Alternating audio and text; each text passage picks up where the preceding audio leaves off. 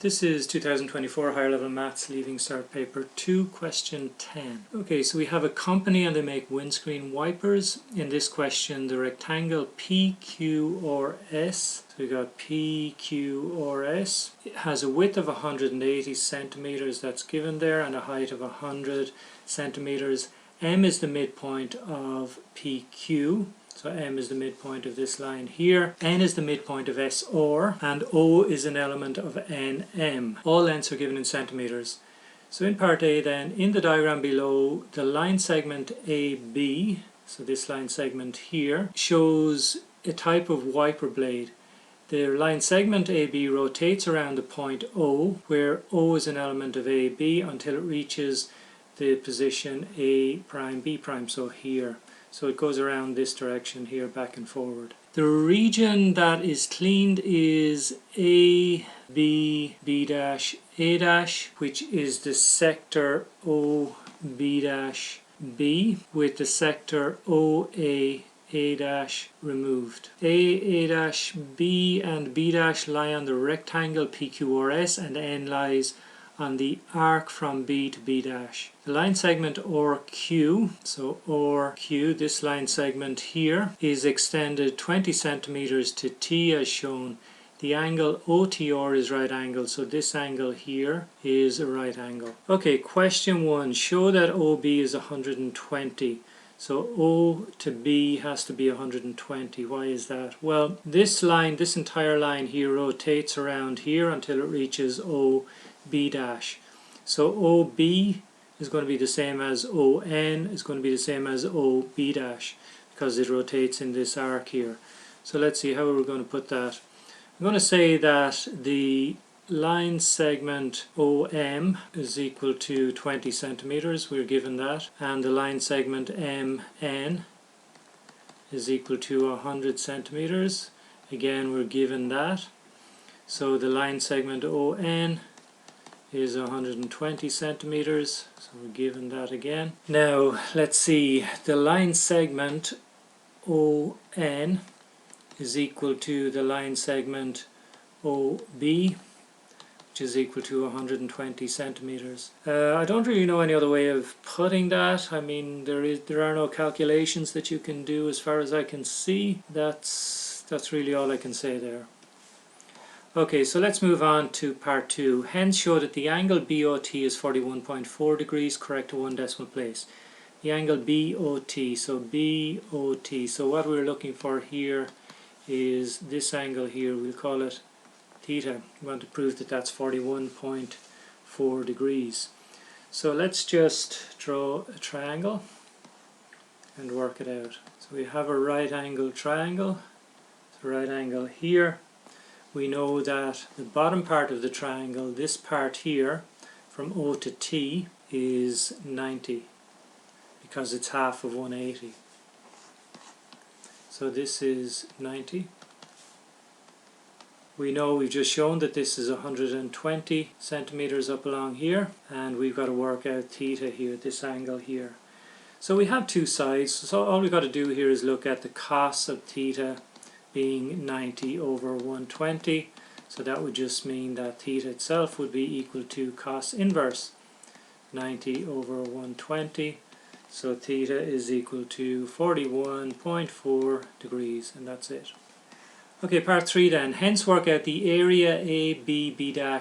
Remember that ABB'A' is the sector OBB' with the sector OAA' removed. Give your answer correct to the nearest square centimeters. Okay, so let's work on that. So what we're going to do is, we've got to work out this shaded region here.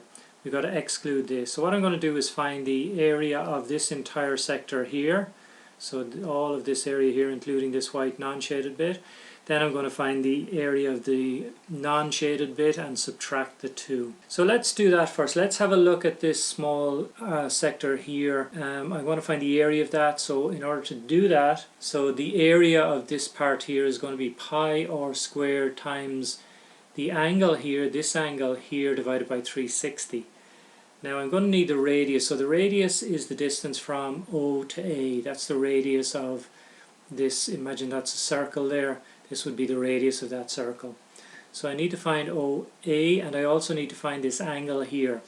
Now I know that the angle theta we just discovered is 41.4 degrees. So this out along here, if you like, is going to be 41.4 degrees as well. It's all symmetrical.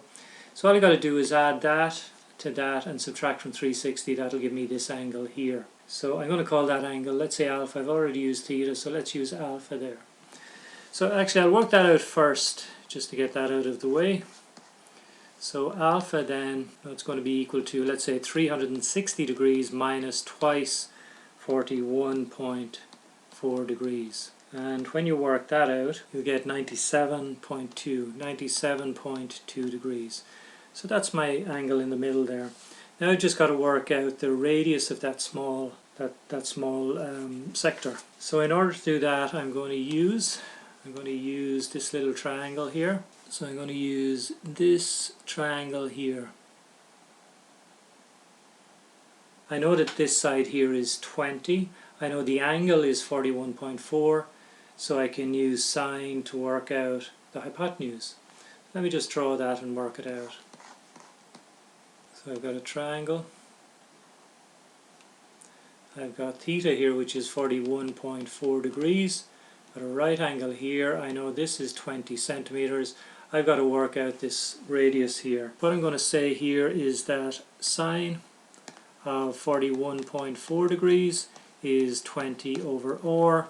So r sine 41.4 degrees is equal to 20, or just r then is going to be equal to 20 over sine 41.4 degrees.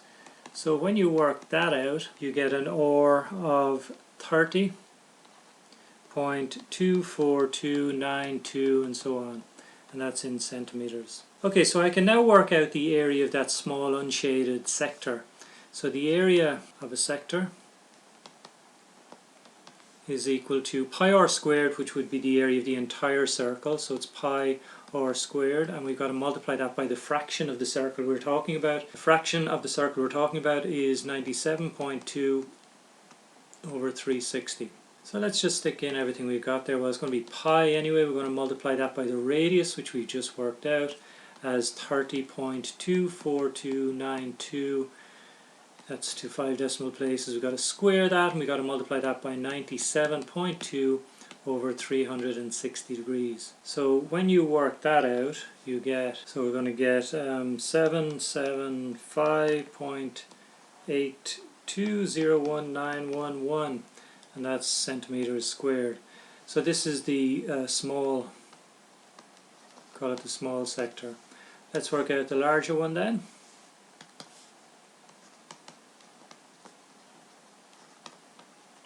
This is a large one. So again, it's pi r squared times, well actually I just put in the values here. R was, the radius in this case was 120, so we're going to multiply by 120 squared, and then we've got to multiply by, again, the angle, 97.2 over 360 degrees. So when you work that out, you get 12214.51224, and again centimeters squared.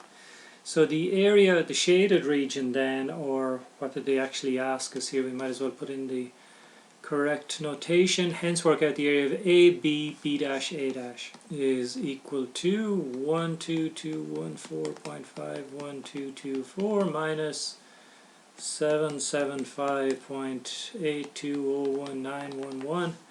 And we have to give this to the nearest square centimeter. So I don't quite need all those decimal places, but let's do that. So when you do that, you get 11439, and that's centimeters squared, and that's to the nearest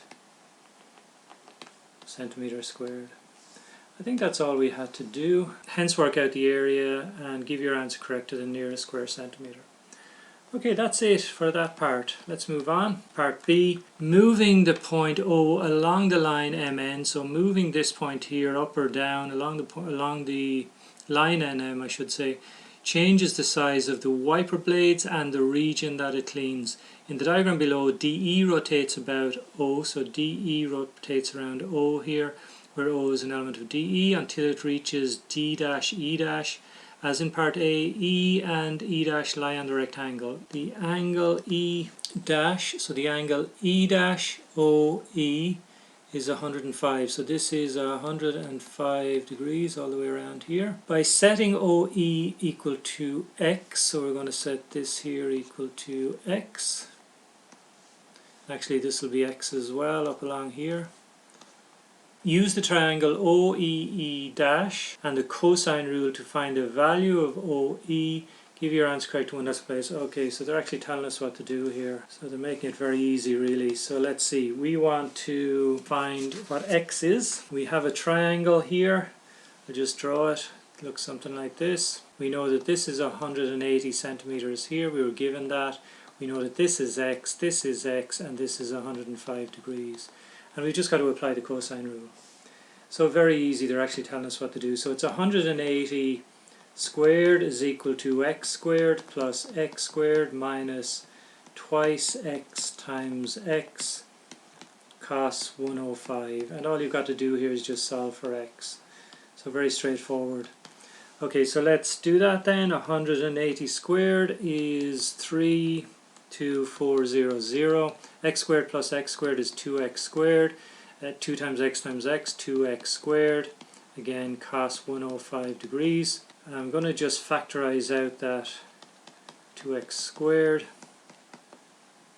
And that becomes 1 minus cos 105. And then, let's see, we've got 32400, which we can divide by 1 minus cos 105 degrees. And I'm actually going to divide by this 2 as well. So we can put the 2 there, and that'll give us x squared. Or in actual fact, you know, we might as well go the whole hog and just get the square root as well. So I've divided across by this, I've divided across by this, and I've square rooted finally as well. So that's my final answer there. So let's see, that's going to give me x is equal to, let's see, 1, we've got to do this, by the way, to one decimal place. So x is going to be 113.4 centimeters, and that's to one decimal place. Okay, so that's that one done. Next one then. Matty is driving home. On the way she passes 5 traffic lights. Each traffic light is either red, green or orange. When she arrives at it, one day she notes the pattern made by the colour of each traffic light when she arrives at it. For example, the pattern could be red, red, orange, green, red. How many different patterns could the 5 traffic lights make? Okay, so this is really just a case of looking at each traffic light individually, seeing how many options you've got for each one. So we're going to multiply them then. So in the first case, there are 3 different possibilities. In the second case, not affected by the first one, so you still have 3 options there, and the same for all the others. So it's just 3 times 3 times 3 times 3 times 3, and that's 243 possibilities. How many different patterns could the 5 traffic lights make if the first light is red and the 5th light is not red? So this is the same thing again, but just in this case they've put in a couple of restrictions. So you got to put in the restrictions first. So the first light is red, means you've only got one option there. The 5th light is not red, which means you've only got 2 options there. You've still got 3 options here, here and here. So when you multiply those out, you get 55. That's that one done. Last one then is how many different patterns could the 5 traffic lights make if no 2 consecutive lights are the same color? Okay, so again it will do these little boxes and work out the options. So we have 5 of them. First one then that she passes, there are 3 possibilities. The second time then she can't have the same color as the previous one, so there are only 2 possibilities. Now in this case there's going to be a light on, and in this case here there again can only be 2 possibilities because there can't be the same color as this one here. Same here, and you get 48. And really that's it for this question and the Leaving Cert. Not particularly difficult 2 papers, I think. So that's it for this question.